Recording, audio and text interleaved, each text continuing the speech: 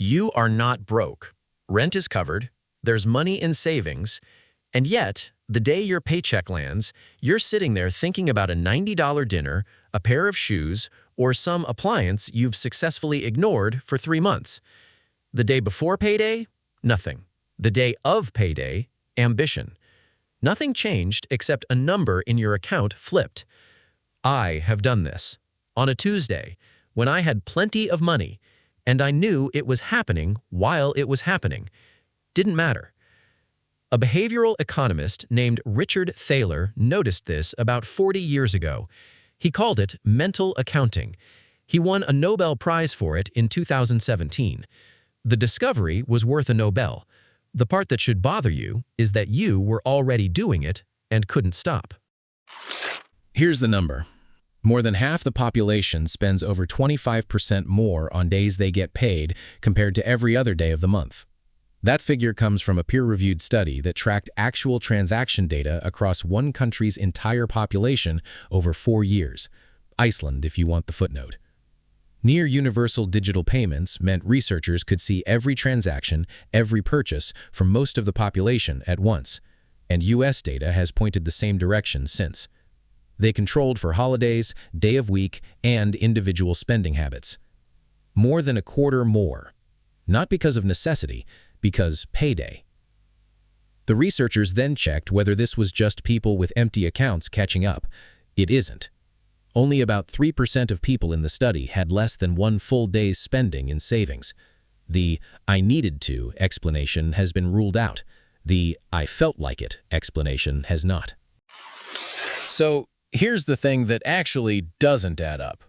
If you have enough in the bank before payday, which most people do most of the time, why does the arrival of new money change your behavior? The amount went up by, say, $1,000. Your net worth is $1,000 higher. That's real. But you also had, I don't know, maybe $3,000 in there before. The new money didn't make you suddenly able to afford things you couldn't afford yesterday. You could have spent it yesterday. You didn't. And yet, something shifts. Not in the account, in the brain. The question is why the brain treats a fresh deposit differently from money that's been sitting there quietly for 3 weeks. It turns out your brain is keeping an entirely different set of books. And those books are, and I mean this with respect, not great. Here's what's actually happening. Your brain doesn't treat all money as interchangeable.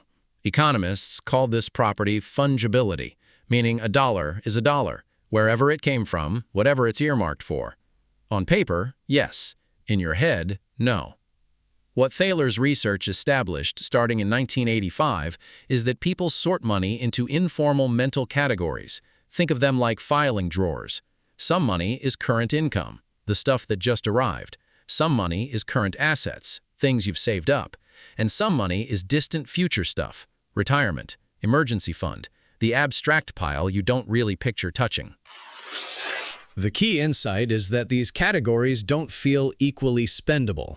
Current income, money that just landed in the account, has the highest spending clearance. Savings from 6 months ago have less. The retirement account is practically untouchable. So when payday hits, the new money slides straight into the current income drawer, and that drawer has a different psychological permission level than everything else in the cabinet. The balance barely changed. The drawer that just got refilled changed. To be fair to the brain, and I think we should, briefly, this system was not designed to be annoying. It was designed to be useful. Schefrin and Thaler formalized this in 1988 in what they called the behavioral life cycle hypothesis. The argument was that these mental buckets aren't irrational exactly, they're a simplification device. Before direct deposit and reliable savings accounts, income really did arrive unpredictably. You got paid when the harvest came in, when the client paid the invoice, when the hunt was good. And in that world, a rule of spend what just arrived made practical sense. There wasn't a freezer, there wasn't a bank. The mental account for current income, spend it, was doing real work. The problem is the brain kept the software.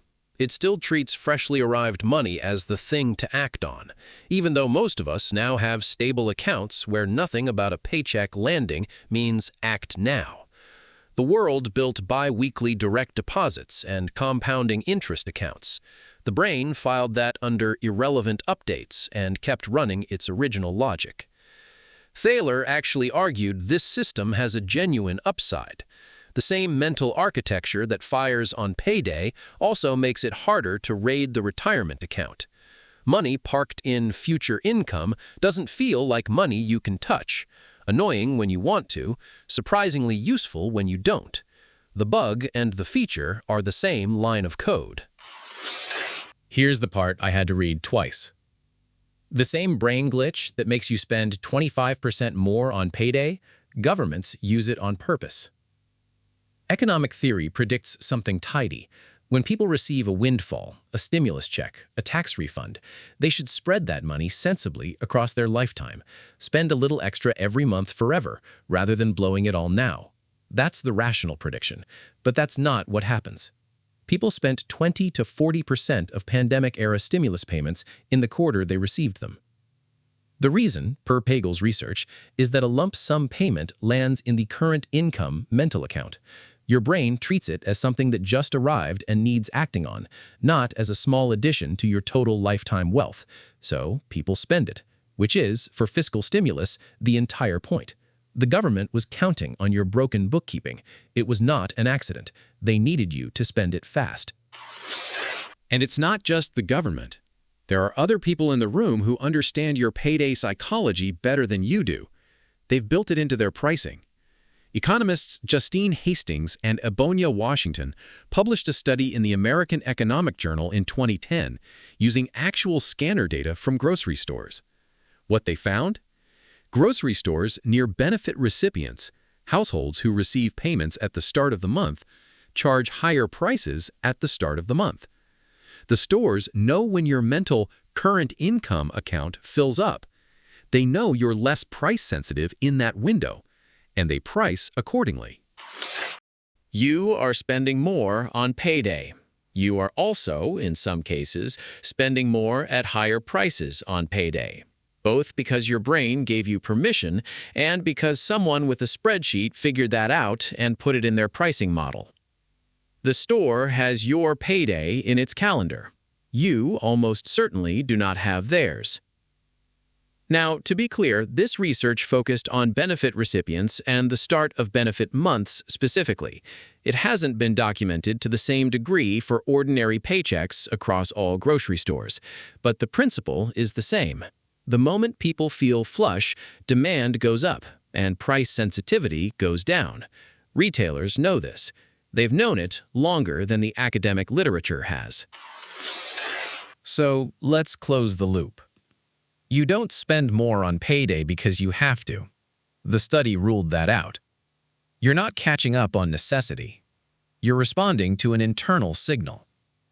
It's also not because you're bad with money, specifically.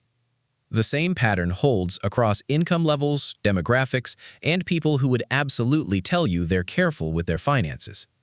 This is not a you problem. It is a brain problem. Your brain's problem. The filing is the thing. New money lands in the current income drawer, the most spendable one. And the drawer being full is all your brain needed to hear. The dollar that sat in your account for a month barely felt real.